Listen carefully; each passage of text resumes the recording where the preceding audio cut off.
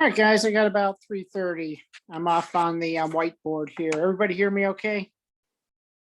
Yep. Okay, good. All right.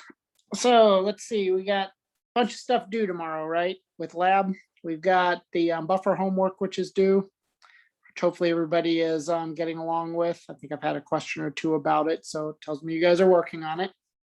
And then the kombucha alcohol analysis lab is due tomorrow as well. So hopefully that's going okay. Anybody been getting standard curves? Are they looking pretty good? Anybody tried that yet? Yeah, they look good. Okay, so the ones you've seen. So it kind of looks like the ones that are in the handout there, kind of a quadratic. Yeah, good. So it should be a little bend in that curve like that. Okay. Just the one thing worth mentioning, I don't know if you guys have gotten to it yet or not, but I've had a question or two about calculation question number 3. That's the one that says, for this problem, consider kombucha to be simply a mixture of ethanol and water. And then it gives you some density information about water, kombucha, and ethanol. And then it says, use your answer from 2, which is your percent by volume of ethanol and kombucha, to find the volume percent of water in kombucha. Has anybody tried tackling that yet? Right before class, I was trying to do it and I was kind of like bouncing around different ways to solve it and wasn't really coming to an answer that I liked or that made sense. Okay. And it may not make much sense, honestly, because I think I'll just preface this. This is basically, I forgot this question was even in here because Dr. Kagris wrote this part of the lab. So it's typically, it's one of those typical Dr. Kagris thought questions. So he's trying to prove a point about assumptions that we make here when we go between percents by volume and percents by mass. So I basically sat down a little bit before class to see if I could just put a dummy value of percent ethanol by volume in there and just see what I could come up with going backwards. Here's how I did it. I think what I got made some sort of sense by not actually making sense. But essentially what I did was I took my percent by volume of my kombucha that you get from the standard curve, and I just made one up. And I converted it essentially to a mass percent. You can do that because you've got densities in there, right? So you know that a volume percent is what milliliters of ethanol per 100 milliliters of solution, where your solution is ethanol plus water. And then I could use the densities there to get things in terms of grams or mass percent. So that's what I did. And then once I did that, I recognized that that mass percent is 100 grams of kombucha, right? And then what I did was I subtracted from that the grams of the ethanol in there. And that gives me the grams of the water that would be in that mass percent value that I got. And then what I did was I then used that information in terms of water to take it back to a volume percent. And then I calculated, or once I calculated that new volume percent, I compared it to the original one to see whether or not, it would make sense. So essentially, what we're trying to do here is determine whether the solution is ideal or not. And remember what Dr. Kagris always says, what adds, masses or volumes? Masses. Yeah, you can add masses to make a solution, but you can't just add volumes to make a solution unless the solution is absolutely ideal. And chances are it's not going to be an ideal solution. So in other words, those volume percent values that you're going to have for water calculated both ways are probably not going to match up. And that's kind of the whole point of the problem. So anyway, that's how you approach that. So if you just, like I said, you can come back and re-listen to this part if you need to. I didn't want to give the hen house away or anything here, but I just did kind of work through it myself just to get an idea of whether you get the same value or not. And of course you don't. So that's how you work that. All right, so let's go ahead and pick up with the EDTA lab, which is really the goal for tomorrow because that's the new lab we're doing tomorrow. So be prepared for that. And of course, there'll be the regular quiz that we'll have. And the quiz will probably focus mostly on the kombucha stuff in terms of the alcohol analysis. So go back over the notes we took from that. And that's probably what we'll take the quiz from, the stuff out of that little module that we did. All right, we'll pick up the EDTA stuff next week. All right, so that said, let's kind of pick up where we left off last time. We were talking about selectivity, I believe.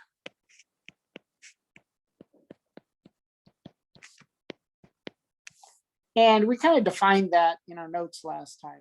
And essentially, when we talk about selectivity, what we're really talking about is our ability to identify or measure our analyte, the thing we're interested in this case, calcium ion, present in a mixture containing other species that might interfere with the measurement.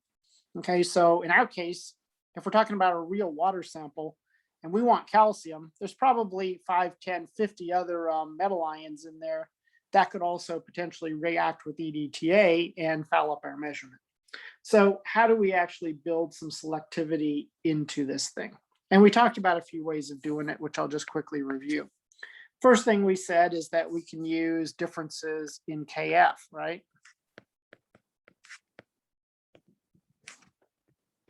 And remember what KF was. That was the formation constant of the EDTA complex that we make, okay? So essentially, the bigger the KF, the more favored that reaction is going to be. So for example, if you have two metal ions in solution and the KF for your analyte is, say, 5 orders of magnitude bigger than the KF for the interferent, where's the EDTA going to go? Well, it's going to go to the analyte, right? So in that sense, we can differentiate between the two things. But that's kind of the first thing that has to happen. Our metal ion actually that we want actually has to have the most favorable KF, because otherwise the other thing is going to definitely interfere. The EDTA will go to the other thing before it comes to the metal ion that we care about. So that's one thing that we have to be aware of. The second thing that we said is that we can use pH. Okay. And the way this works is that we can work primarily at a high pH. And we said we want to do that because that strengthens the complex between the metal ion and the EDTA. And we showed that last time. So we're preferentially working at high pHs because, again, that helps us with the KF. As a matter of fact, the KFs that are in the textbook that you guys see that we were kind of pulling off last time are assumed to be the fully complex EDTA, such that we would be working at a high pH where the EDTA would be fully deprotonated so it can form the strongest possible complex with the metal ion. All right, but we can also use pH to help us with selectivity.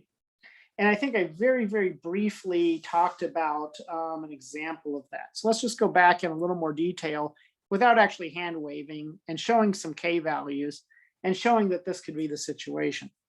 So here's our situation. We'll just keep it real simple here. Our analyte is going to be calcium ion. Okay, we're going to let our interferent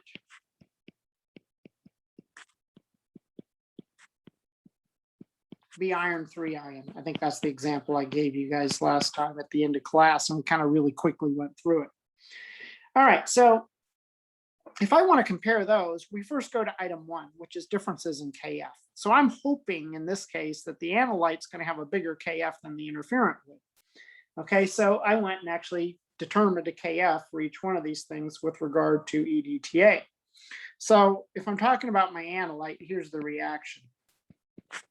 Just to remind ourselves, we've seen it. We'll assume the EDTA is in the totally deprotonated state, which is the EDTA 4 minus. And what we're going to make is the calcium EDTA complex. So that should be a 2 minus now, right? All right, and that's governed by, as I said, a KF. Now, as far as the KF is concerned, how would I get it? Well, we have a table in our text that has log KFs in there, right? So my KF is going to be 10 to the log KF power, which, and I looked it up and it's 10.63 for the log of KF. That's how it's shown in the table. So I want to undo that log to get back to a KF, and I end up getting 4.5 times 10 to the 10th. So that's a pretty big K, right? That's a really big K.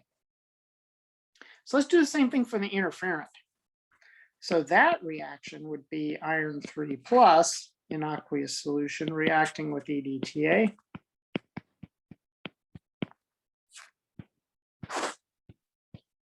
And we'll end up getting the iron EDTA complex. And it's always one metal ion for one EDTA ion, as we talked about last time. That would be what, a 1+ this time, because the iron is 3+. Okay. And by the way, those are also an aqueous solution. Everything's aqueous here. So I went back and found the table and I tried to calculate a KF for that. So my log KF in this case turns out to be it's 25.1. So I have to raise 10 to the 25.1 to get to the Ka value, or sorry, the KF value. I get 1.3 times 10 to the 25th.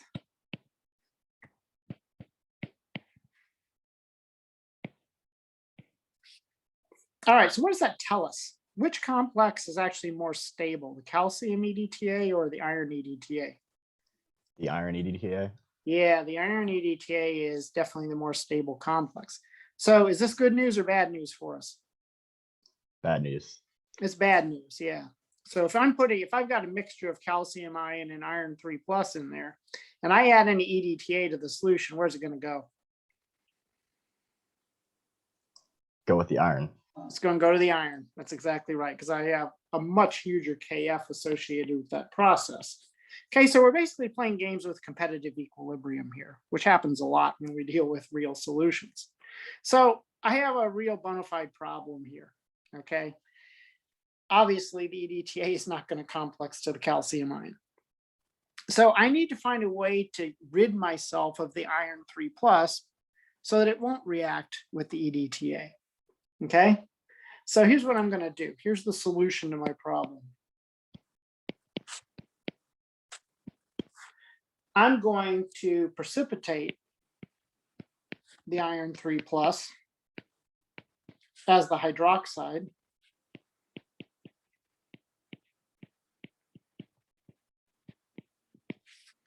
All right, I'm going to do that at a fairly high pH. Now, why at a high pH? Well, there's two reasons. First of all, I want to make sure that the complex that I'm going to make with the calcium is as strong as possible, and that's going to happen at higher pH. The second thing is that I can utilize the Chatelier's principle. If I end up putting a whole bunch of hydroxide in there, I'm going to force the KSP equilibrium for the iron 3 hydroxide toward the solid, right? So I can do that by manipulating the concentration of hydroxide. At high pH, I got lots of hydroxide in there. So let's just go back and review that. So if I'm talking about a KSP here, we always write the KSP reaction in terms of the dissociation of the salt, don't we? So this is a KSP. We talked about that way back at the beginning of the semester. So we have an Fe3+ and 3 hydroxides, right? That's my KSP equation. Now I can go into literature and look up a KSP. So I just pulled a Gen Chem textbook that I happen to have hanging around here and looked up a KSP for this thing. And it turns out to be 4 times 10 to the minus 38. It's a pretty tiny equilibrium constant. So where does that tell me this equilibrium lies? Far to the left or far to the right? Far to the left. Yeah, so what I'm really favoring is the formation of this. Now, if I really wanted to show it going the other way, I could do that, right? I could flip the reaction. So I've got my Fe3+ aqueous reacting with my 3 hydroxides. This is really how we think about it, because we're trying to actually form the precipitate here as opposed to break it up. And that's going to give me the solid back again. Okay, so how would I write the equilibrium? I'll call this a K primed. How would I write the K primed in terms of something I know? 1 over KSP. Okay.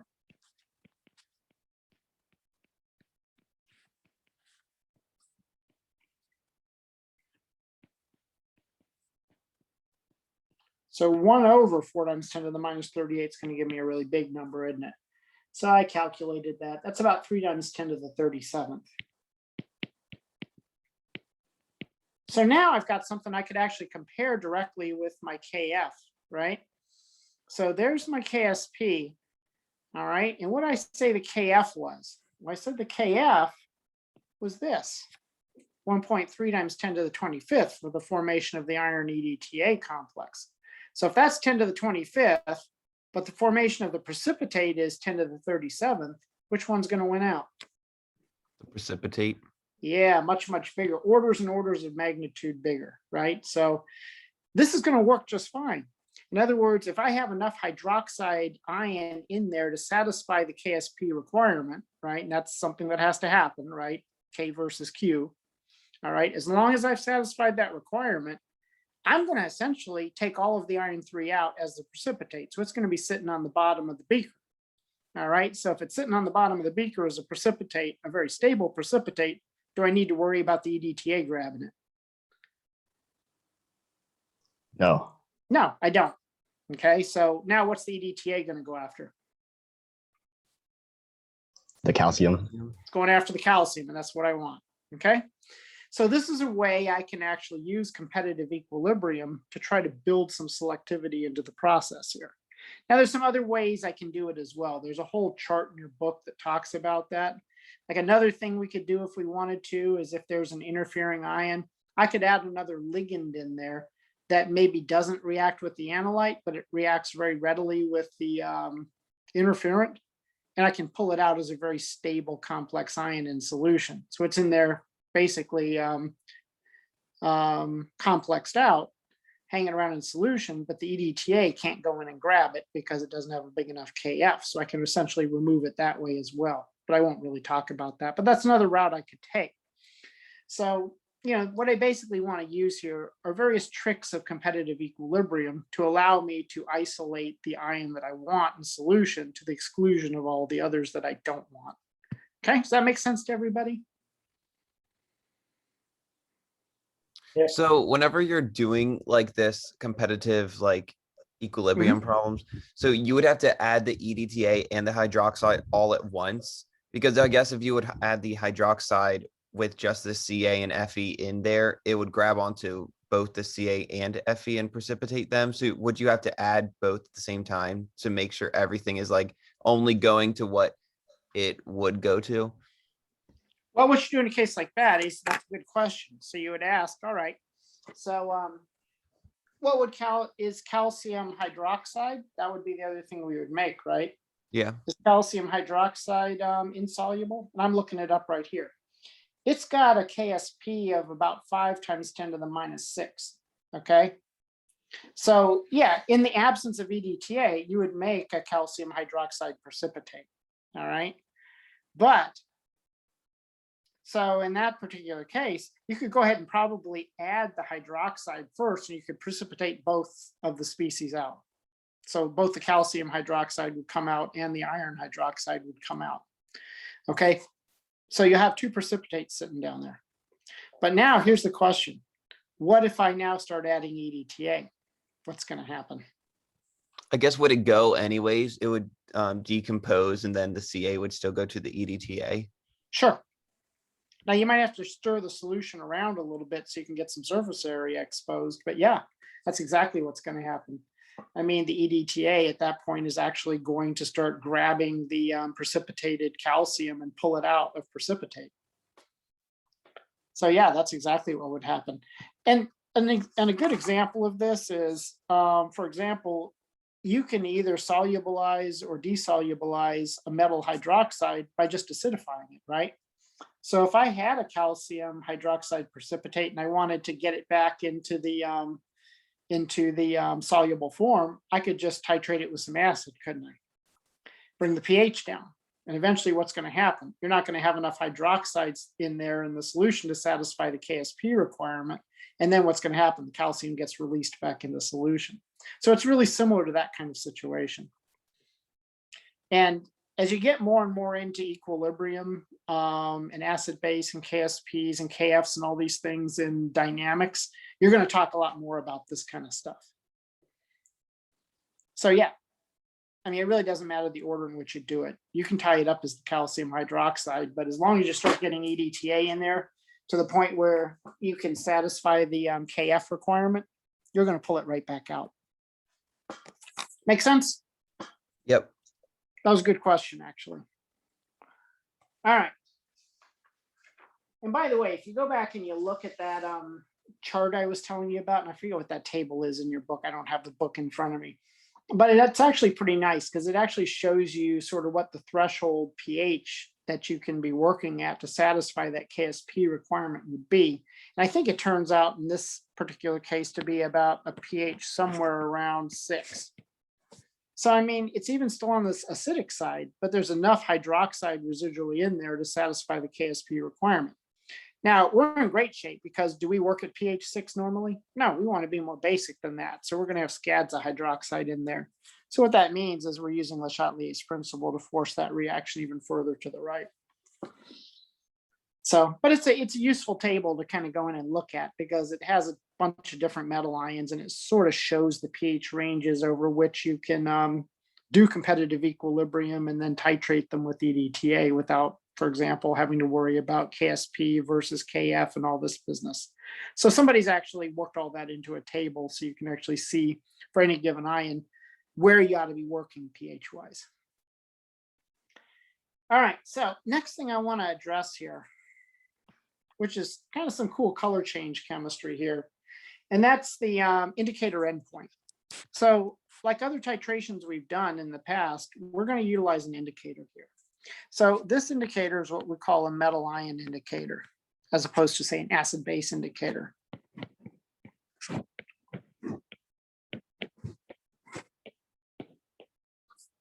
All right. So essentially a metal ion indicator by definition is an organic, which means it's made up of a carbon backbone. So an organic Lewis base. You guys should know what a Lewis base is, right?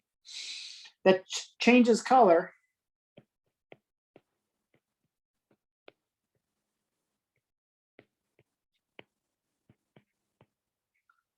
depending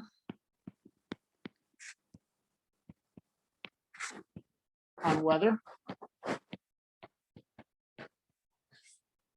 it's bound to a metal ion or not.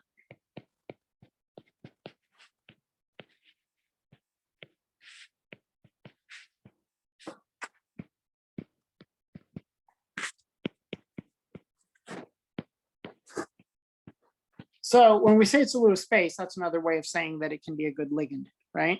Just like EDTA can be a good ligand. Now, our example that we're going to use, which is actually the one we use in the lab, is something called area chrome black tea.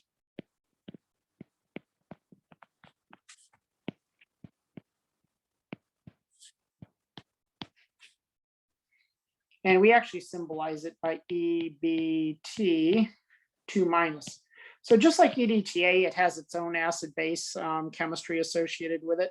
So again, normally we're working at a pH of around 10 or 11 because that's where we tend to do the complexation reaction with EDTA. So EBT 2- has to exist at the same pH.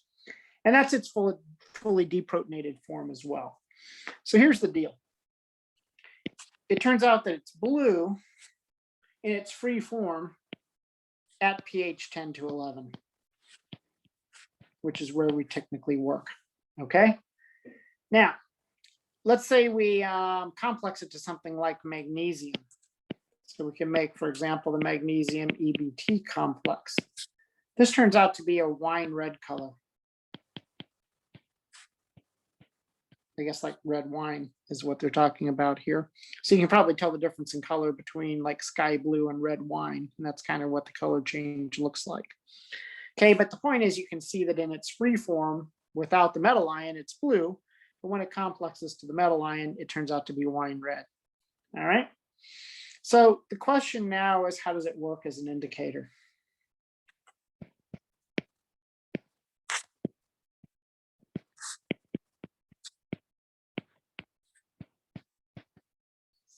So here's what we're going to do. And you guys end up actually doing this. You add a few drops.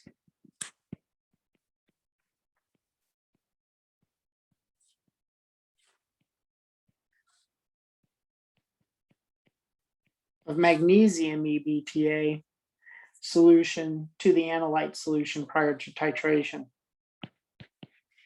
So we'll just say to the titration solution. Just like you would any other indicator. So you have everything set up, and the last thing you do before you start to titrate is throw a little bit of the indicator in there.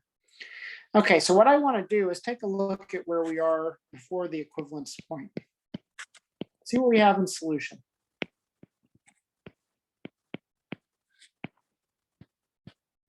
Now remember what the equivalence point in the titration is, right? In our case, that's going to be the situation where we have not added enough EDTA to stoichiometrically react with all of the calcium in there, right? So what do we got in solution prior to the equivalence point? Well, I've got calcium ion in there. I'm going to leave the aqueouses out. We know they're in there. We're adding EDTA, right? That's our titrant. And I've also got magnesium EBTA in there. Okay. So what have I got? Well, the calcium and the EDTA are going to bind to each other. So if I actually put an arrow here, I'm going to make the calcium EDTA complex.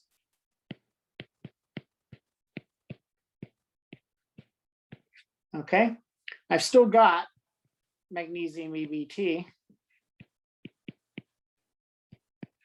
And I've still got calcium in there because calcium, of course, at this point is still the excess reactant. Okay. So in other words, if we want to think about it this way, since we're before the equivalence point, this is limiting and the calcium is excess. So that's why I still have some calcium in there at the end of the day. Okay.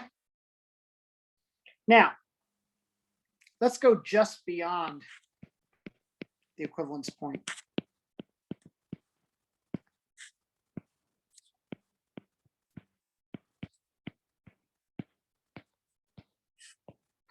So when I say we get to the equivalence point, what's happening? Well, I've added just enough EDTA to react with all of the calcium, haven't I? So at the equivalence point, what do I have? I've got calcium EDTA 2- in there. I've still got magnesium EBT in there, but now I don't have that excess of calcium that I underlined on the right-hand side. So now let's think about what happens when I go, let's say, just a drop of titrant past the equivalence point. Okay, so now we're at that tipping point where something's going to happen. All right, so now what ends up happening is EDTA has basically reacted with all the calcium ions, so it's looking for the new sheriff in town. Okay, it's trying to find something else to react with. So if all the calcium's gone, you see anything else in there it might react with? Magnesium.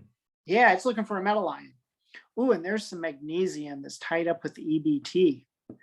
So now we get a little bit of a, we get a little bit of a thievery going on here, right? So let's say the magnesium and the EBT are just not that held that tightly together. So in other words, they have a smaller KF, right?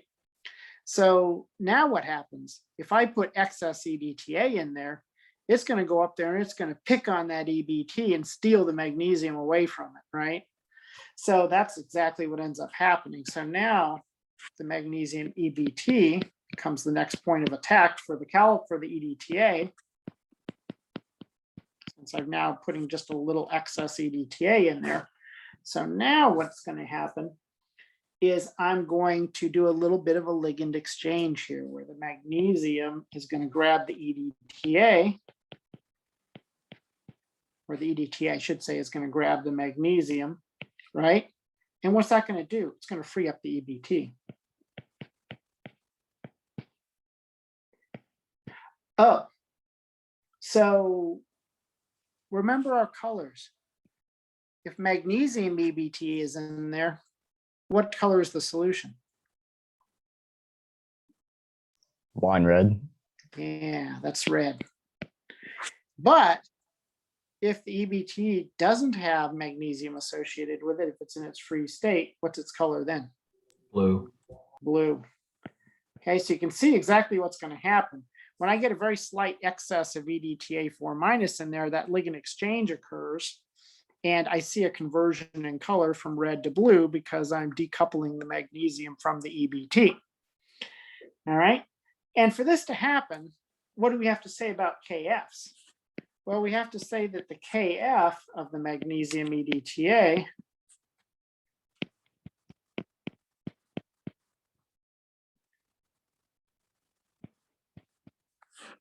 has to be bigger than the Kf of the magnesium EBT.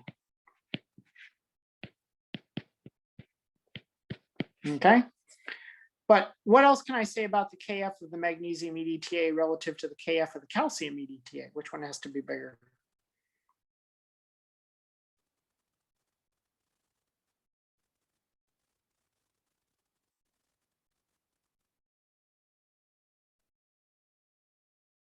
Well, I think calcium EDTA would have to be bigger because otherwise this ligand exchange would actually end up happening too soon if that were not the case. Okay.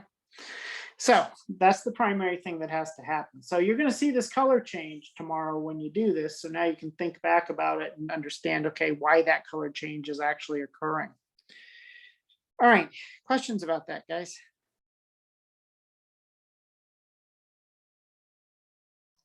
Nope. Okay, everybody's good. Okay. So now what I want to set us up to do is I want to start thinking about an actual titration problem. And I wished I'd actually had time to do one of these for the acid-base stuff that we were talking about with the kombucha, because I think that would have been very telling because you haven't done those yet in lecture for dynamics. And actually, you know, I got thinking about that post-lab problem that you guys had in the lab you turned in last week to me where you had to make an ice table. It would have been helpful to have actually gone through a titration problem like that. You guys actually did really well with that, by the way. But, you know, it wasn't exactly an easy problem to work out. And there were some solutions involved and you had to think about, okay, what do I actually have in solution to be able to back calculate that Ka value that I asked you to calculate. Again, that's one of Dr. Kagris's thought problems. So I'd totally forgotten that was in there until somebody asked me about it. But anyway, you know, that's something we might even go back and revisit at some point because it's just a really good problem. And you guys actually did fine thinking about it. All right, so we're going to change gears here to kind of get ready for an EDTA titration problem. Now, there's a few definitions we got to get out of the way first. And the first one is this thing called a conditional formation constant.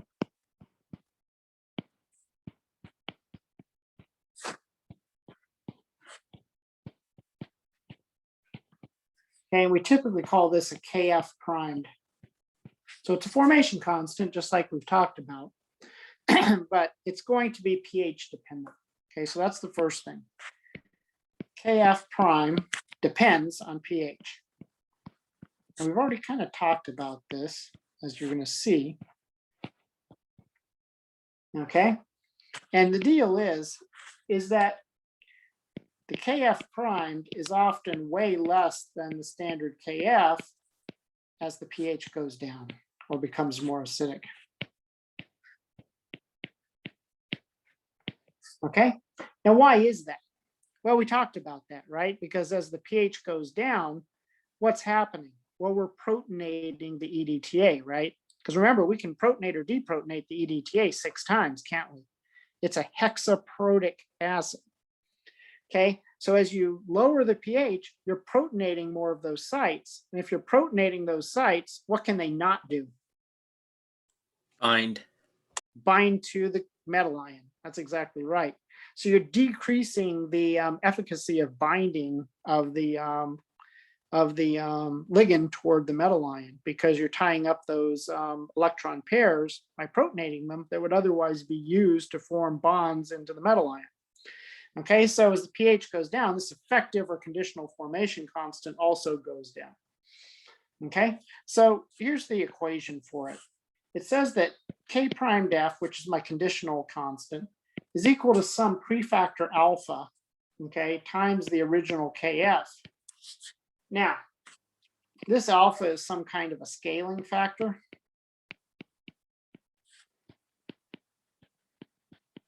And that's where the pH dependence comes in.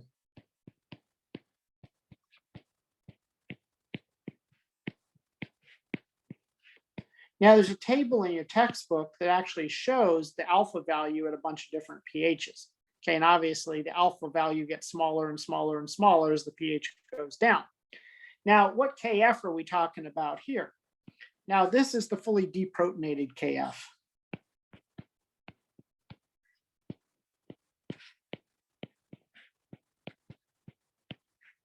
So this would be the KF that we would see at high pH.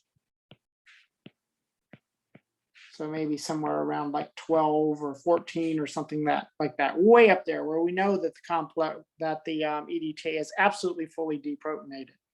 Okay, so that's the KF that we look up in the table. Okay, remember all those log KFs that we saw before? Those are all in the fully deprotonated state at very high pH. But when we actually run these titrations, are we really going to run at pHs of 12, 13, or 14? Probably not. Okay, we're more likely to run at a pH of 9 or 10 or maybe 11 or something like that. Okay, so what this means is that I would have to look up the alpha or scaling factor for the pH at which I'm really working. And then if I want to do calculations utilizing the KF, I got to scale that KF down to account for the lower pH. Okay, does that make sense to everybody? So for an example, at pH 10, and this is going back to that alpha table, only about 30% of all EDTA exists in the fully deprotonated form.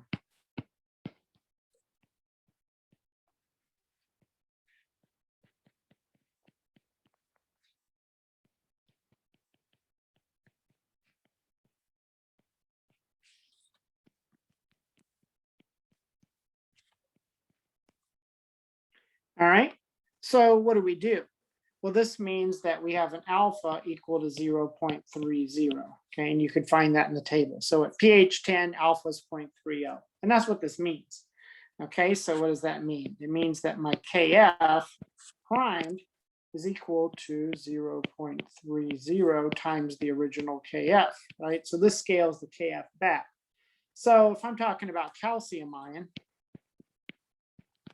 okay, my KF that I look up in the table is in terms of a log KF, so I have to undo the log, so it's 10.65. I think we just did this a little earlier. And that gives you 4.5 times 10 to the 10th. Okay, so now if I want to work at pH 10, I can calculate a new constant, which is the adjusted constant or corrected constant. Okay, so in this point, what I'm going to do is take 0.30, that's my alpha value, multiply it by the book value of KF, and I'm going to end up getting 1.3 times 10 to the 10th. Not a huge difference here, still basically to the same order of magnitude. So for all intents and purposes, if I want to work at pH 10 as opposed to say pH 13 or something like that, I could probably still pretty well get away with it because the complex ion that I'm making is still extremely stable. Okay, but if I work this thing back down to like pH 3 or something like that, you could look at the alpha value and it's going to be very, very, very tiny, and it's going to basically undo the benefits of that large KF. All right. So once I know how to calculate one of these conditional formation constants, the KF prime, then I can turn around and use it at the actual experimental pH if I want to actually do titration problems. Okay, so everybody good with this? Yep. All right. So now what we're going to do is sort of set up a titration problem. We'll see how far we get with this. This is a multi-part problem, so we'll go as far as we go, and we can finish it up on Wednesday, so that's not an issue. So let's just do an EDTA titration problem. And the nice thing about these titration problems is they all work the same way. You can apply these very same techniques to an acid-base titration or any other titration that you want to do. And believe me, when you get to this in dynamics, you're going to do a bunch of these. All right, so here's the deal. We'll sort of set up the problem. We'll say a 25.00 milliliter sample of 0.03760 molar calcium And that's kind of the funny thing about these titration problems. You kind of start with known concentrations of the thing you would normally be looking for. So they kind of work in reverse.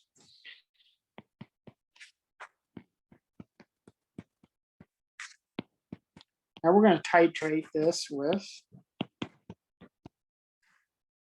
0.05. I'm going to put 4 sig figs on this. Molar EDTA.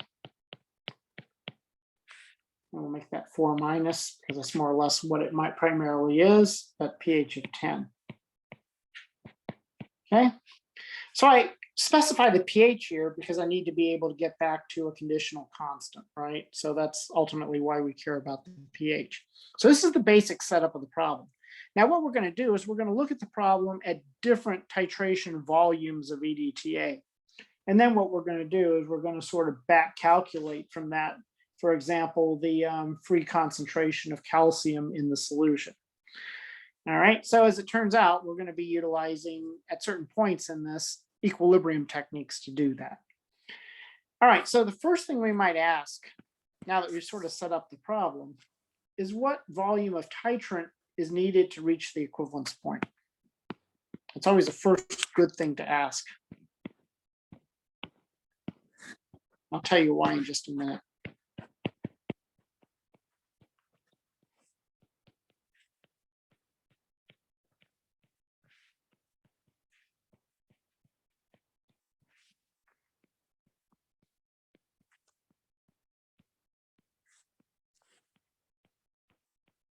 Now, here's the reason why.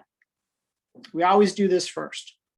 And that is because we kind of need to know where we are in the titration at any given point, because that's actually going to dictate how we set the problem up, as you're going to find out. So I need to know if I'm before the equivalence point, if I'm at the equivalence point, or if I'm beyond the equivalence point. And if I know what the equivalence point volume is, then I know where I am in the titration. Okay, and that tells me how I'm going to set the problem up.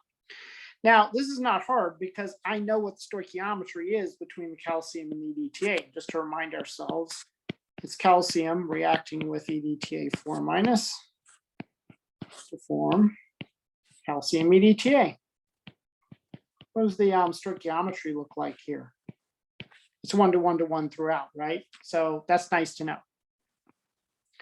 All right, so we're always going to start from the perspective of the thing we know. So we know about the calcium in this case. I got a volume of the calcium, and I've got a molarity of the calcium, don't I? So I can get back to moles or millimoles of calcium.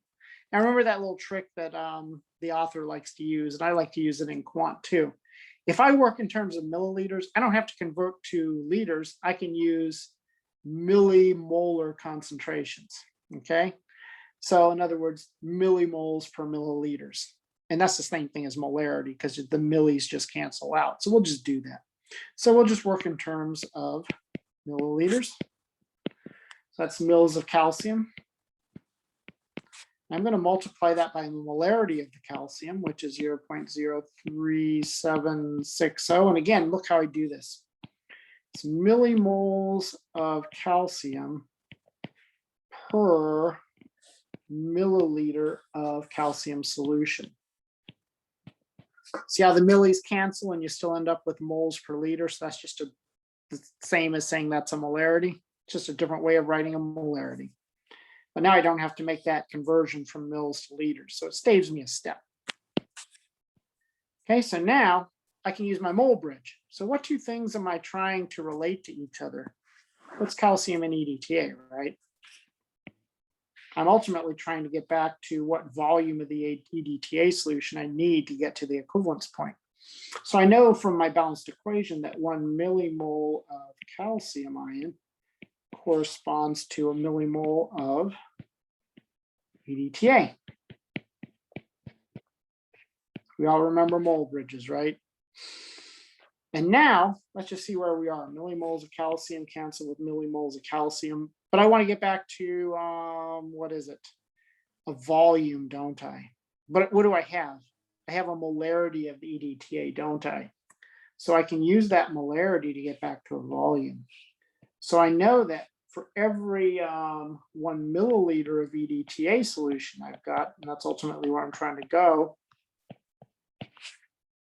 I have 0.05 with 4 zeros after it, millimoles of EDTA, right?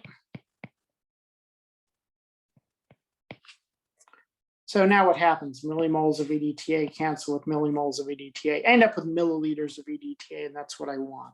Okay, so this is basically a bonding level mole to mole calculation that we're doing here. Matter of fact, I'm sure you were asked to work a problem exactly like this in bonding. And when you work this out, you get 18.80 milliliters of the EDTA 4- solution. So again, this is a good thing to know, because now in subsequent parts of the problem, when I want to know where I am in the titration, I've got a benchmark. I know that I have to add 18.80 milliliters of my EDTA solution to get to the equivalence point. So if my problem tells me I've added 10, I know I'm before the equivalence point.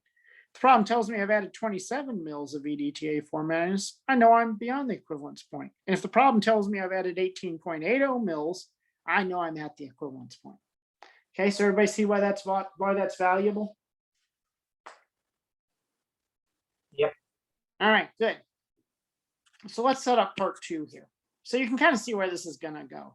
I'm going to take you through a titration. We're going to do an example of where we would be prior to the equivalence point, and we're going to do one at the equivalence point, and we're going to set one up after the equivalence point. So before, at, and after. So here's number 2. And in all of these cases, what I'm going to do is I'm going to be calculating the concentration of the calcium ion free in solution after a certain point in the titration. So in this case, it's going to be when 14.00 mils of my EDTA solution, which is 0.05123 molar EDTA have been added.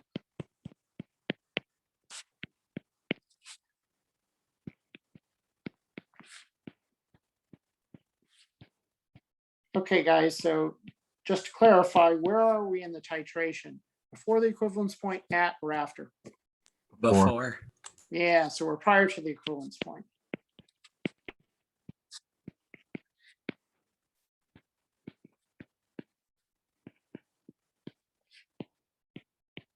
Exactly. So here's what I want to do. I want to figure out how many millimoles of each thing I've got in there, okay? And I know how to do that because in each case, I've got what? A molarity and a volume, okay? So if I want to get back to the millimoles of calcium ion I got in there, all right? Well, I got to go back to what I'm told about the calcium ion way back at the beginning of the problem, okay? Well, I got 25 mils of 0.03760 molar calcium. Okay, a volume and a molarity. So I can figure out how many millimoles of calcium I've got in there before I do any titration. Okay, so we'll do that.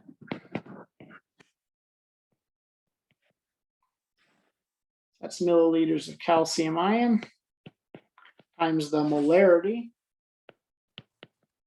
3760.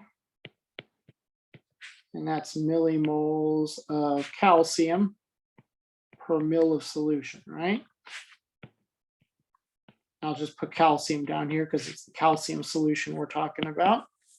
And I get 0.94.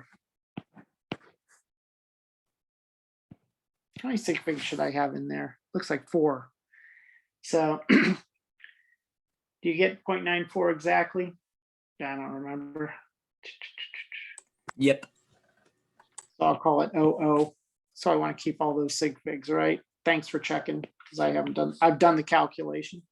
So that's millimoles. I always get worried when I just don't have numbers at the end there. Why did I truncate that? Because it's zeros there. Okay, so I can do the very same thing with the EDTA. Now you can see what's going to happen here during the titration. Which one of these is going to change as I titrate, the calcium or the EDTA? If I consider EDTA. Yeah, because if I consider it always an initial situation, which is what I always started out with, Okay, yeah, it's the EDTA that's going to change because that volume is varying during the course of the titration, whereas the volume of calcium solution remains constant. Okay, so in this case, I've got what, 14 did I say? Now it's EDTA we care about. Times the molarity, I said it was 0.05, right? 3 after it. Millimoles of EDTA per mil of it.